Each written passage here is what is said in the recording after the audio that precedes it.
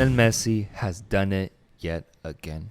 He has lifted the League's Cup trophy alongside this Inter Miami squad, which was in last place prior to the tournament happening.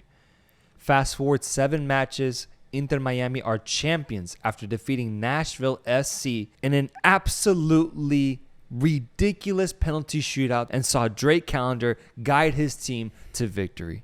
Inter Miami are League's Cup champions, and Lionel Messi becomes the most decorated player in football history with 44 trophies in his goddamn cabinet. It almost feels like he was destined to win this tournament, bro. It really does, with the crazy goal scoring spree he was going on in this tournament, as well as just the crazy moments he was providing on a consistent basis. But Nashville did not make it easy for him this time around. What was your take on this game? How do you feel, brother? Yeah, this final in Nashville was the perfect way to end what has been a massively entertaining tournament. This final in Nashville against Inter Miami was end-to-end from the start. And we even said it within like 10 minutes. We were like, oh, Nashville's actually a viable opponent for this Inter Miami side. And we weren't even considering the stat that Miami have scored before the 15th minute when Messi starts the game. We weren't even considering that. Nashville actually showed up the way that we had hoped that they would and put on a goddamn performance. I don't think there's anything to be ashamed of here, obviously taking Miami all the way to penalties. But just I think the stat of the game is Nashville probably played perfectly against Messi, at least as far as they were concerned. They limited him to only 3 shots, but the GOAT only needs 1.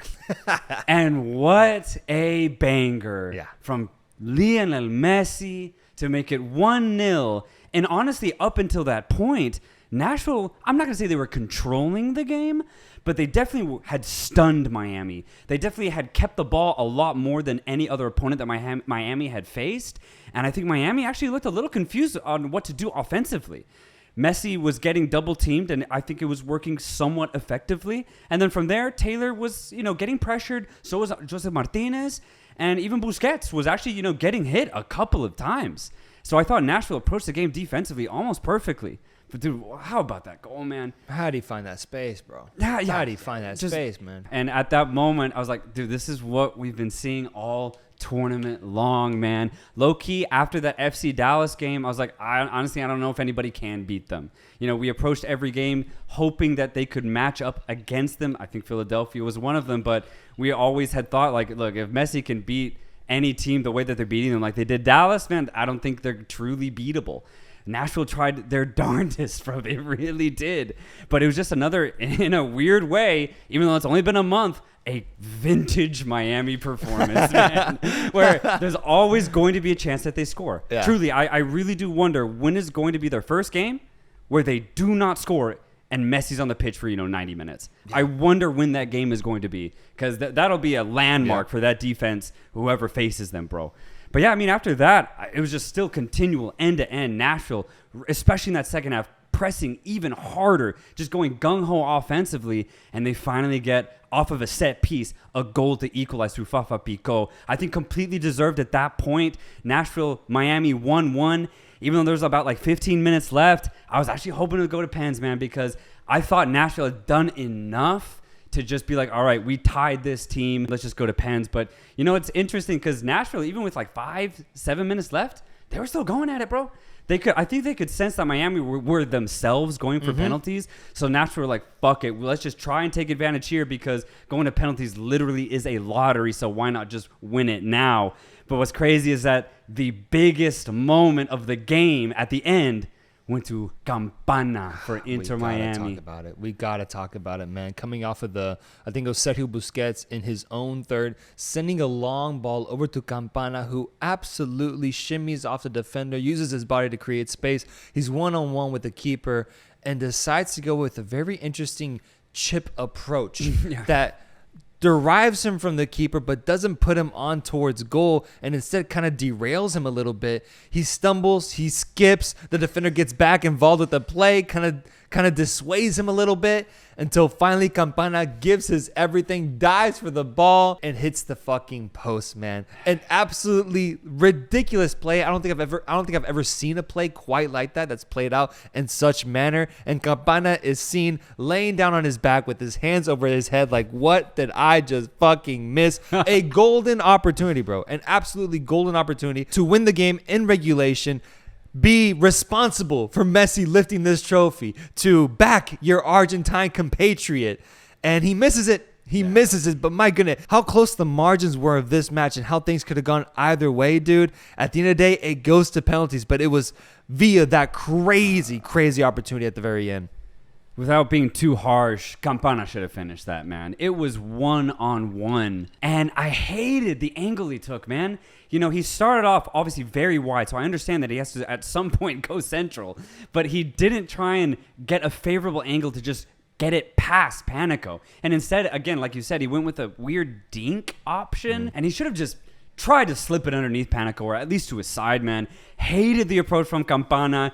At the end of the day, what that told me, he didn't want it, man. Like, you're in a final, man. Come on. Score and it's over. You're a hero. Yeah. You get to lift the trophy right then and there. Yeah. Messi gives you an extra like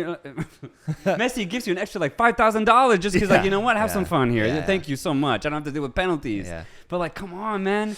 But at the end of the day, I understand it's difficult. Yeah. It's a final. It's a very stressful situation. But I just think he went with such a poor approach. There are crazy parallels, though, between, like, a crazy last-minute play happening in the Leagues Cup, a final involving Messi, and that same Kolo Muani opportunity against Argentina in the final minutes as well. Obviously, the keeper didn't get a save here, but the sheer drama of it felt very similar to me in that moment of just like, holy shit. After the moment passed, I was like, what the fuck just happened? Yeah. Did they just have a genuine opportunity at winning this fucking match? It was a very similar situation, and both of them ended up leading to penalties, bro. Dude, I had the exact same kind of revelation in the sense that, like, that singular play that we saw with Campana and Panico, that is so resemblant of this entire Leagues Cup, man. We've seen some crazy, wacky shit, truly. Yeah. It has been a bizarre, but in the most entertaining and positive ways of a tournament that I've, seen in a while. Excluding the World Cup, this Leagues Cup has just been pure chaos. Entertainment and pure chaos. It's like college basketball, bro. I keep coming back to it. It's like March Madness.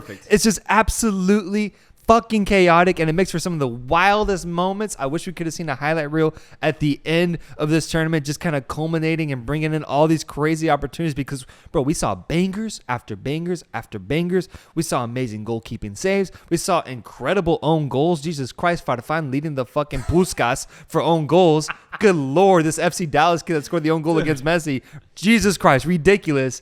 Fouls, red cards, everything, bro. This tournament has had everything outside of the controversy, outside of the things that people talk about in the media. I think as a whole, this tournament was a success, bro, because like Campana's opportunity, we just got incredible TV overall for an entire month straight, and it just made for crazy chaos and drama, man. Absolute chaos. And Miami ended up getting the win, but, to take it off Messi a little bit, I am really glad that the man of the match went to Drake Callender, man. Yes, sir. I think he has been truly a genuine standout for this Miami side ever since they played their first game in Leagues Cup against Cruz Azul.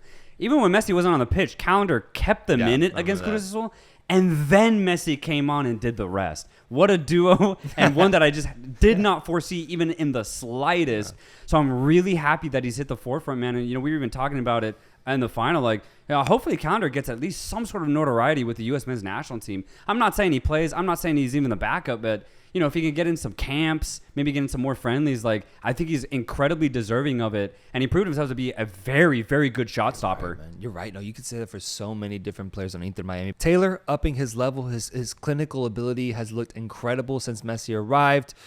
Defensively, I think Kamal Miller and what's the name of the guy that accompanies him? Kritsov. Looking great out there, man. Honestly, that whole defensive line was great. Kremashki has been playing incredible ball ever since Messi arrived. Josef Martinez kind of finally finding his form after the injury he experienced this last year, finally getting back into that rhythm and providing really good minutes for this Miami team.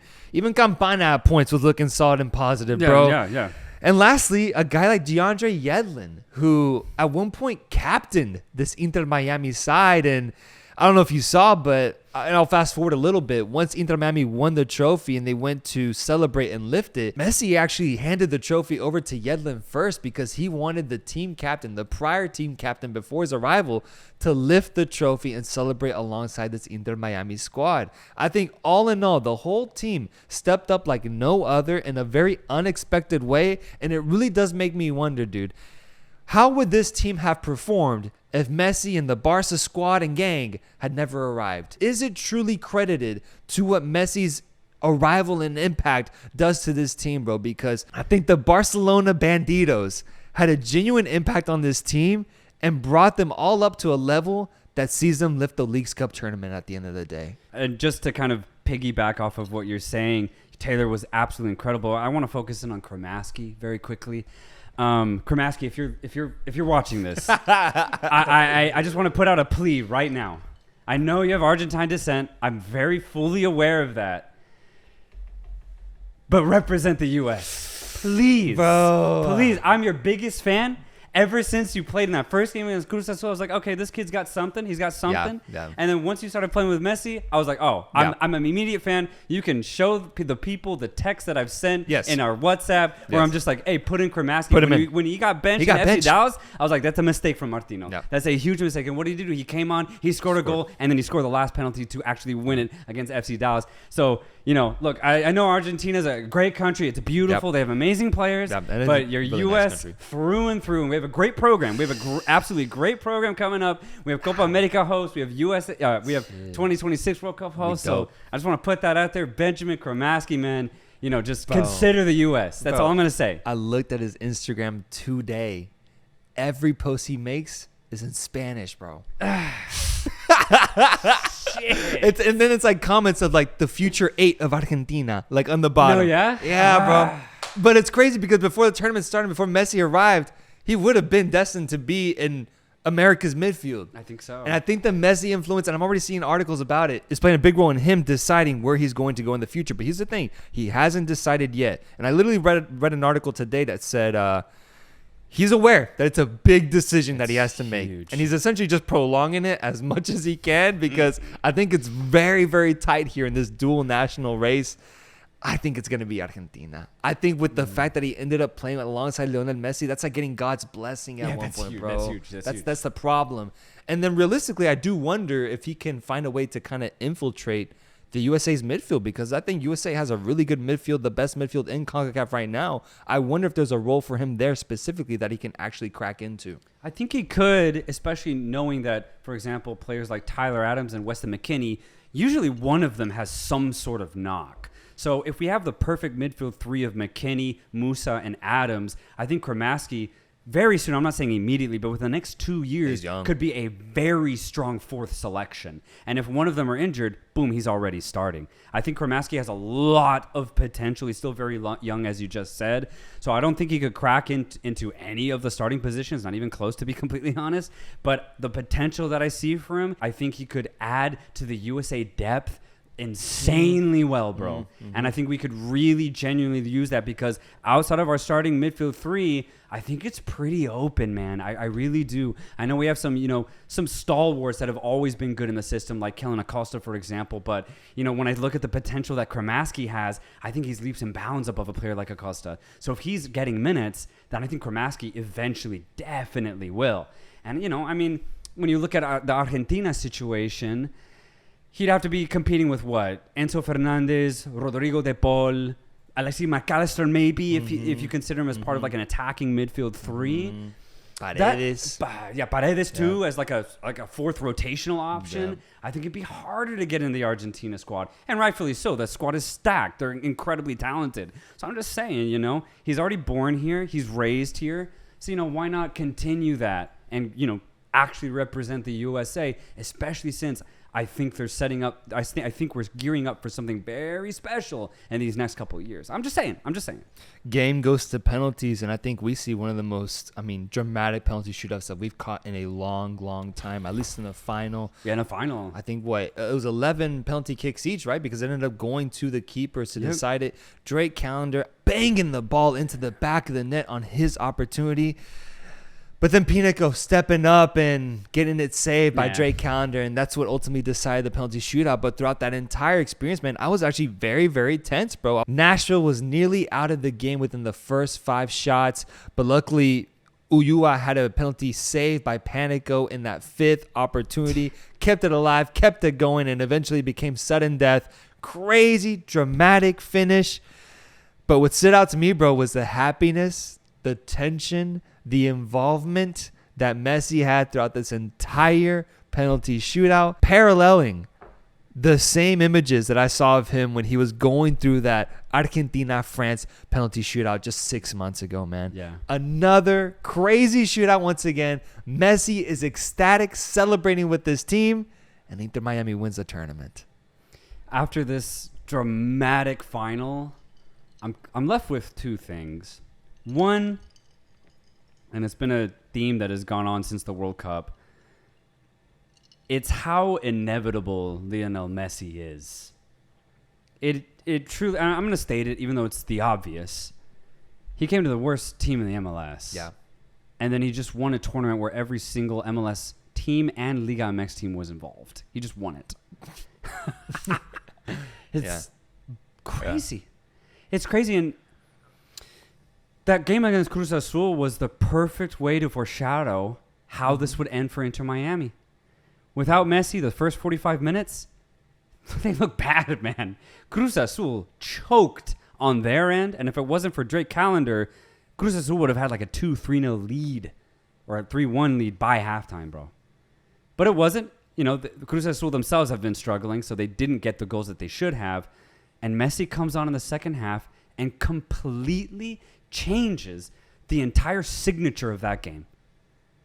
And that right there, you bottle it, encapsulate it. That energy has just continued on all the way to this final, ultimately winning it. And that energy has been around since Messi's entire existence when he first stepped foot on a football pitch. It's so incredibly impressive, and it just really makes me think that I'm just like, damn, dude, like, what other player could do this? And I'm just now 10, 20, 40 years ago to be able to come into a new league on the worst team and just immediately win, to have an impact, or just look at that Cruz Azul game, have a buzzer beater, if you will, just to change. It's absolutely incredible. And then, you know, the second thing that I'm left with is just a Leagues Cup overall. You know, where does this really go? I really do wonder. I'm really curious to see the future of this project. What is the format going to change at all? Are we going to see games in Mexico? Is it just always going to be in the States? Is the perspectives of how the tournament is approached, is it going to change? Are we going to try and make it to where the Liga MX teams are more informed, like season-wise? Are we going to try and schedule it at a different period? Are we going to invite different teams? Are we going to invite South American clubs to this type of tournament? Is it going to be more selective? You know, there's so many different avenues that CONCACAF, and I guess more specifically the MLS, can go with this tournament, man, that honestly it gets me very excited, because I'll say overall, even though there's a lot of controversy, apparently, you know, especially for the Mexican population, I thought that this tournament was a huge success, a massive one. So I think we should definitely keep this going, because, as I said in a previous episode, I think this is one of the most ambitious football club projects I think that's out there right now. And I think the US or MLS has a very, very unique opportunity to just keep it going, to build it into something even bigger. So I'm really curious to see what they do with it, though, because, you know, maybe it is something that just dies out and they're just like, let's just do CONCACAF Champions League. I really do wonder what they're going to do, but I really like the relationship that we're building with Liga MX, because I think it only improves both ends. As we already said before, this has been one of the most entertaining tournaments I've seen any MLS or Liga MX club like participate in, bro. So, yeah, I'm just really curious to see where this goes. My takeaway is, bro, I'm left frustrated. Yeah? I'm left real frustrated, bro, because I see a picture of Messi holding the Leagues Cup trophy and holding the best player of the tournament trophy. You see that photo, bro? Yeah. It looked incredible, man. Just yet again, Messi dominating a tournament, putting his stamp on it, and lifting the trophy at the end of the day. But I'm frustrated, bro. I'm frustrated because so much of the discourse, so much of the commentary I'm seeing around Messi involving this tournament are things like, and more specifically, I'm talking about things I see on the internet, man. Things like tournaments been scripted for Messi, tournaments been given to Messi. Same comments, same discourse I saw 6 months ago during the World Cup when people, Argentina and penalties. Talking about the incredible coincidence of the amount of times that Argentina got a penalty call for them in their journey to lifting a World Cup. And I'm left frustrated, bro. I'm left frustrated because there's so many times in this tournament where I saw true reasons for why this was the opposite. Why this wouldn't have been a scripted tournament for Messi. Moments in which he was asked to provide and deliver. Otherwise, Inter Miami would see themselves either lose the match or tie it. And we saw it multiple times with how he had a free kick at the very end of the game. If he misses that shit, it ends up as a tied game. They go to penalties. We don't know what the fuck happens. Or for example, the FC Dallas game where they're down 4-3. He still has to make a fucking free kick just to tie it, bro. Just to tie it. If he misses that, they're still down a fucking goal. The things that he's done back-to-back time. Campana missing the insane opportunity he had at the very end of the game. If this tournament was scripted for him, that shot would have gone in, bro. What the fuck are we doing risking it by going into penalties? I feel like so many times in both the World Cup and the Leagues Cup, we've seen moments where it's been true moments of genius, true moments of Messi stepping up and showing why he's deserving of the GOAT title, why he's deserving of just the credit and love that we give him on this podcast. But time and time again, I hear it be belittled by comments like scripted tournament. Oh, he was always destined to win it. The rest were in favor of him. This was all set up so Messi could win it. I've gotten to the point now where I don't get it anymore, man. In the past, I used to somewhat get it. I don't get it anymore, man. I really don't. 36 years old now, doing this at this level, bro. Crazy. Why can't people just give him his love? And I'll bring Ronaldo into the conversation because when you truly think about why people are like this, it's because of the presence of Ronaldo and the role he plays and the everlasting Messi-Ronaldo debate. And here's my issue, bro. I think too many people still go one versus the other.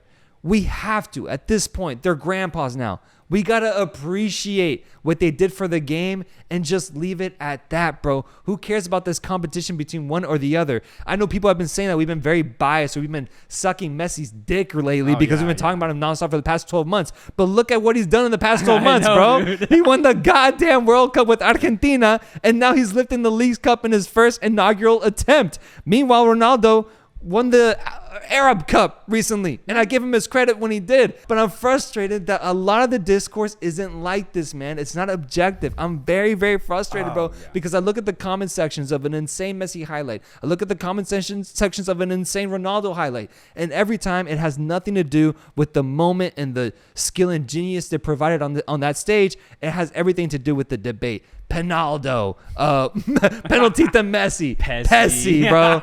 I'm tired of it. I got it back when they were in the Real Madrid Barcelona days and they were going head to head. I understood it back then. But now, bro, what's there to debate, man? Let's appreciate the fact that both of these guys are winning trophies in their domestic leagues now at this crazy age when most players wouldn't be able to do it, man. It's so impressive. It's so beautiful to see. And I'm frustrated, bro, man, because Messi just went on an insane run. What, 10 goals, 1 assist in 7 matches, man? Right. What are we criticizing everything else for? Appreciate this greatness. Enjoy it. And, savor it, bro. And I just can't take for granted everything we've seen from Messi, everything we've seen from Ronaldo, and just any great in football. I can't take it for granted when it's happening in the present, when it's happening in the moment. Appreciate it, man. And I hope the rest of the people can do that too, man, because Messi sees himself lifting the Leagues Cup trophy yet again, bro. Criticism towards Messi, in my opinion, or any other great for that matter, is pointless. I see it as a lack of maturity in said person posting whatever sort of criticism or response. And it's just pure denial, in my opinion. What's so funny about it, though, is these people who get wronged by Messi because they think it's scripted or because they think he's getting a penalty unfairly or whatever, these people are experiencing the same feeling that a fan of a mid-table club feels on a week-to-week basis. What you mean?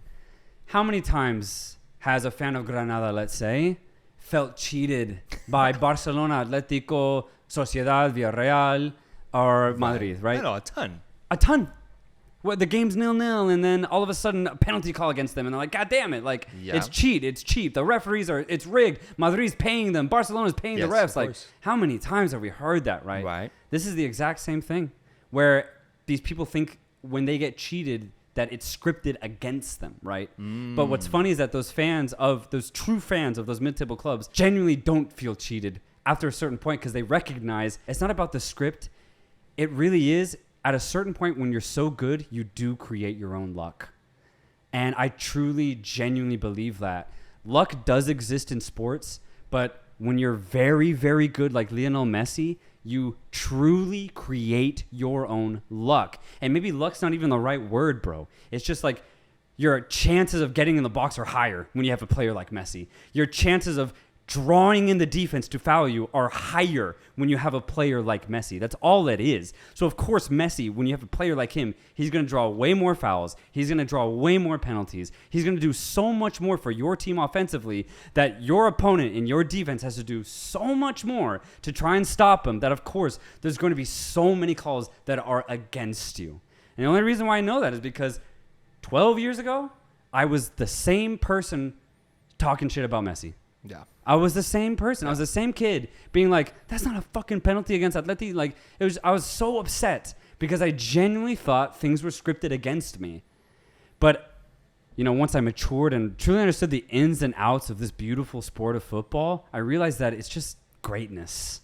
When you have a team or a player that's so good, dude, it's fucking tough to stop them. Even if they do some really unthinkable things like Messi does on a weekly basis. So, yeah, any criticism towards Messi, I think, is just a sign of immaturity or maybe a lack of, just understanding of how good he truly is. The remedy to that is just, follow the give and go.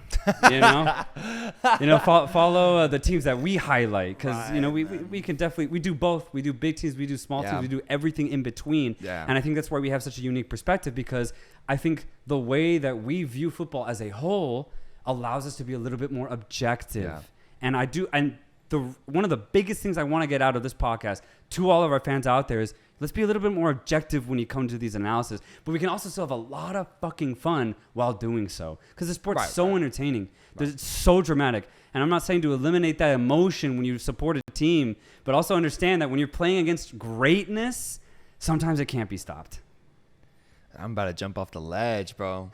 You saving me right now. You saving me right now, bro. Jesus Christ. I'm just frustrated, bro. Right. Yeah.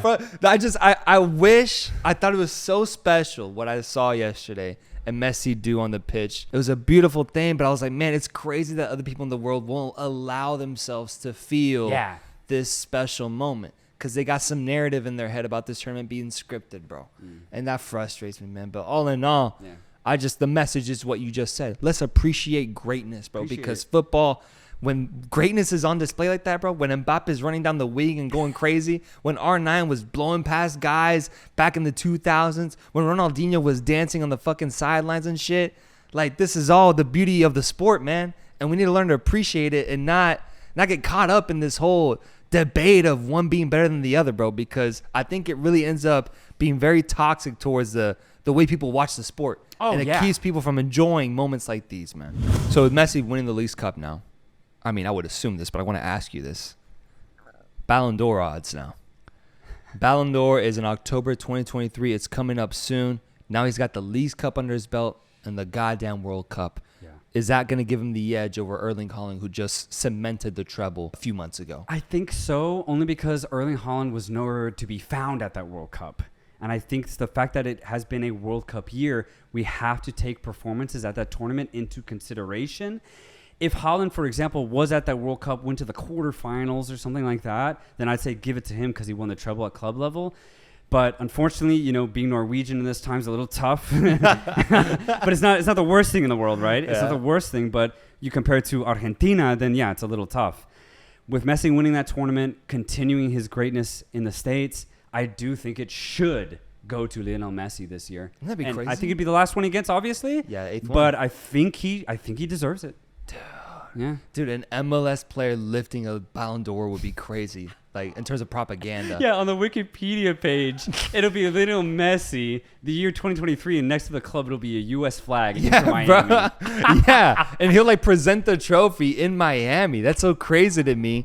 So ultimately, is that who you would give it to? Like, I feel like you're coming from like a voter perspective, but you yourself, is that who you would end up giving it to? Okay, yeah. Yeah, I would. I would. I mean, I really do rank the World Cup as like the most prestigious award that any player can get. And the fact that he won it and was such a prominent figure in doing so, has been equally as successful at the club level before and after that, I think it has to go to him. I really do. I think that's where I stand too. I think had Erling Haaland done this any other season in which Messi didn't participate in the World Cup, I think he would have had a genuine shot at winning it and maybe even running away with it. But the fact that Messi got away with having a pretty bad season with PSG, but ended up justifying this past year by lifting the most desired trophy in all of sports, the World Cup, and playing as the best player in that tournament, I think it's tough to argue against. And then just the cherry on top, the literal cherry on top has to be this Leagues Cup tournament and what he just did this summer. Yeah. It has to be Messi, I think, at the end of the day. Erling Haaland had a great opportunity. He's a young kid. He'll get back into his winning ways, and he'll lift his own Ballon d'Or at some point. But I do think Messi ends up lifting his 8th Ballon d'Or in his career in October. And we're gonna have to keep an eye out on that to see how that goes. Absolutely. And just to finish about Messi one more time, it just came to my head. I forgot, dude. Going into this tournament, we were talking about, Messi playing against Liga MX sides. Ultimately, they only played one in Cruz Azul. And I was so bummed because I was like, damn, like, Inter Miami, there's no way they get into the playoffs, although that's going to be interesting because now I think they have a genuine chance. And there was like, there's no way they're going to get a CONCACAF Champions League spot. But by winning it, they are in the CONCACAF Champions League next year. Wow. Yeah. Where does like South American football come into this? South American, I don't think it does. Because there's a tournament, between 2 CONCACAF teams and 2. Oh. Does that involve this? But when does that start? Yeah, though? I wonder. That's the thing. I don't know when that relationship starts with CONMEBOL. It was announced, right? Yeah. But I don't know when that's going to be. But I wonder if they're going to use this as a birth or not. But just the idea that Messi immediately next year, like March, April timeframe, he's going to be in Mexico at some point. Yes. That's what I've been dying to see. I want to see the Mexican crowds show up at whatever stadium they're in to see Lionel Messi play, bro. Because I was fearing that we weren't going to get to see that because of Miami's status in the MLS. But through the Leagues Cup, they've gotten a spot. So, I'm even more hyped for more international football for Inter Miami, dude. Wow, dude. Yeah, man. Crazy if he plays against like America and Right. Azteca, bro. Oh, that'd be insane, man. Chills down my spine. I can't wait, bro. And then, just speaking of more silverware, he's got a chance of silverware this upcoming Wednesday, dude. U.S. Open Cup matchup against Cincinnati in Cincinnati, semifinal. If he wins this game, they're in the final of the U.S. Cup against Houston Dynamo or Real Salt Lake. 2 games away from more silverware, bro. Wow. Crazy. He's Crazy, going to dude. bag himself another trophy. Holy shit. Yeah, it's coming up, bro. So it's like incredible the kind of, by virtue of winning the Leagues Cup, how much momentum and confidence is going to give this team, and how he's essentially by himself at the end of the day reviving what was a team that was fucking buried in the dirt at one point.